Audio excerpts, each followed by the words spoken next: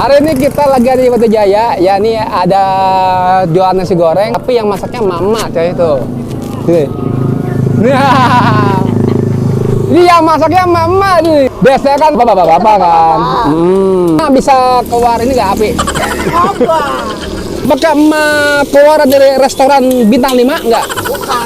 Oh bukan. Udah pakai ayam, pakai telur, pakai sayuran juga. Buka jam berapa, Mak? Buka jam 5. Tutup kadang-kadang jam 12, Jam, jam 1. jam 12 malam. Ini emak yang masak juga. Cobain dulu. Bismillahirrahmanirrahim.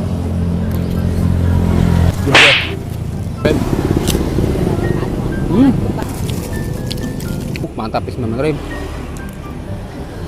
Kalau menurut A, ini nasi gorengnya uniknya rasa nasi goreng jadul itu. Si sambelnya ini mantap banget ya. Segi nasi gorengnya juga dari looknya aja biasa aja sih, nasi goreng biasa, rasanya mantap. Emang kalau buatan mama beda loh, karena kalau mama kan dari hati.